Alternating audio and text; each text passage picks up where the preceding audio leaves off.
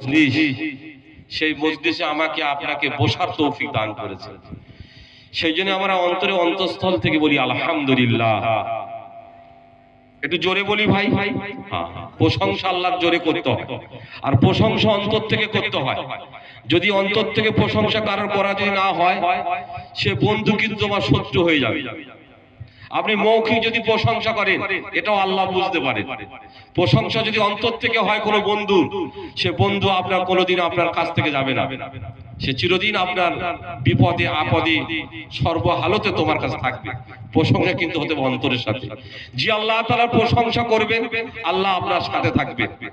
মান কানা লিল্লাহি কানা আল্লাহু লাহু।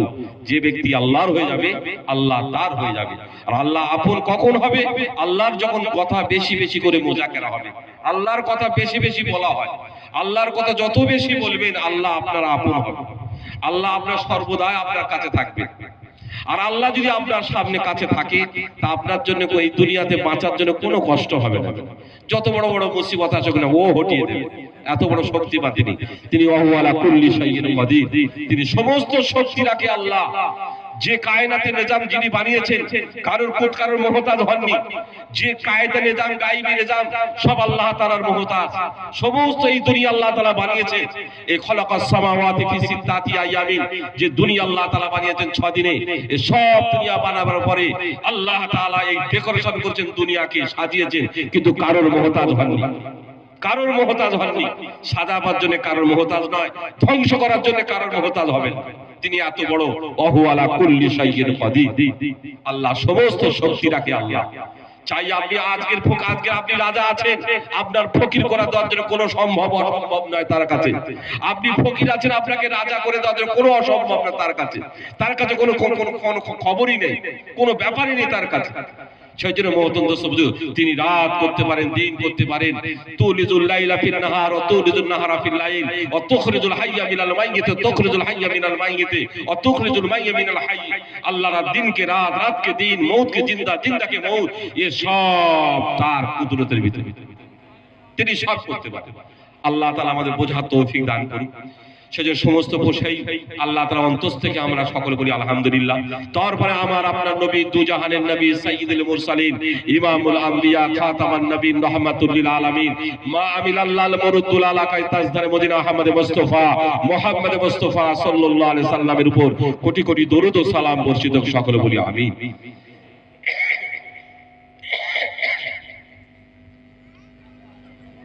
মহতরম দোস্ত বুজুর্গ,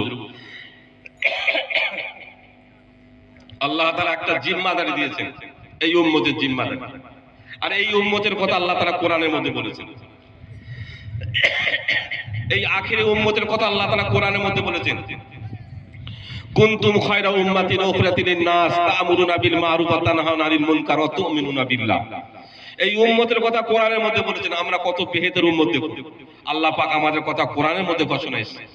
তো কত বড় আল্লাহ পাকের জিম্মাদারি আমাদের দিয়েছেন। কেন দিয়েছেন কোরআনের মধ্যে? তোমরা বেহেতের উম্মত, তোমার সৎ কাজে আদেশ, অসৎ কাজে নিষেধ করবে। তোমাদেরকে তোমাদের জিম্মাদারি করে পাঠানো দেওয়া হয়েছে। আর যে যত বড় জিম্মাদারি হবে, তার দরজা রকম অত বড় হবে। রাসূলুল্লাহ সাল্লাল্লাহু আলাইহি সাল্লাম পুরো দুনিয়ার জিম্মাদারি, রহমাতুল লিল আলামিন, পুরো রহমত স্বরূপ পাঠিয়েছে। তা ওনার মাকাম এরকম উঁচু হবে। সেই জন্য মহতরম দোস্ত বুজুর্গ, আল্লাহ তাআলা আমাদের সকলের বসাকে কবুল করুন। এবার আমি কাজের জায়গা যাই। তো মহতরম দোস্ত বুজুর্গ, আল্লাহ তাআলা সবচেয়ে বড় একটা ঈমান বলে একটা দৌলত দান করেছেন। ঈমান সবচেয়ে বড় দৌলত জি।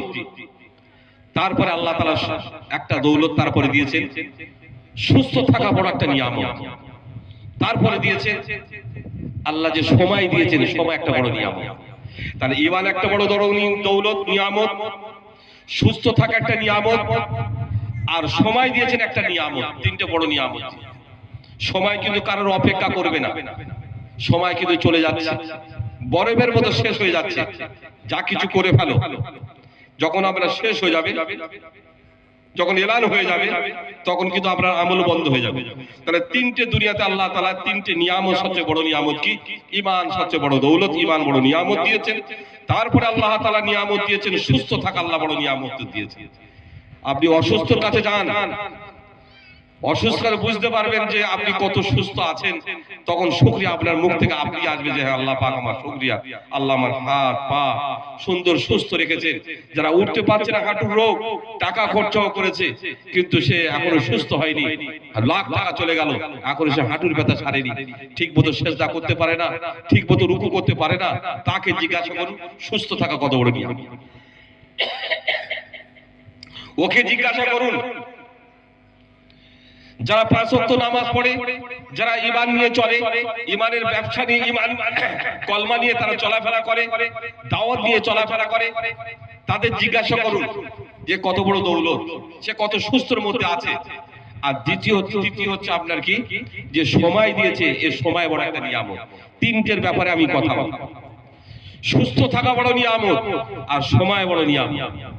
জুরজানি রহমাতুল্লাহ আলাইহি, জানার কিতাবে আমরা পড়েছিলাম, তিনি কি করলেন, প্রথম রুটি খাওয়া সময়, তারা সময় বার করতেন কিভাবে দেখুন। জুরজানি রহমাতুল্লাহ আলাইহি উনি রুটি খেতেন, রুটি খেতে খেতে খেতে উনি ছাতু খাওয়া শুরু করলেন। ছাতু আর রুটি খাওয়ার এই সময়টা, ছাতু তো সময় কম লাগে, গুলে ঢকঢক করে খেয়ে নেয়, কিন্তু রুটিটা চিবোতে হয়, পানি পান করতে হয়। এই সময়টা যত বেশি লাগতো রুটি খেতে আর ছাতু খাওয়া শুরু করলেন, 70 বার সুবহানাল্লাহ বেশি পড়ার সুযোগ পেয়ে গেলেন।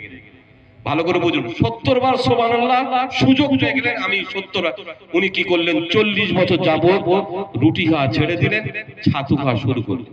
সময় বার করতে দেখুন। আমরা সময় নষ্ট করি কোথায়? কোনো জায়গা হোক, মোবাইলে হোক, কোনো জায়গা সময় নষ্ট করে দিই।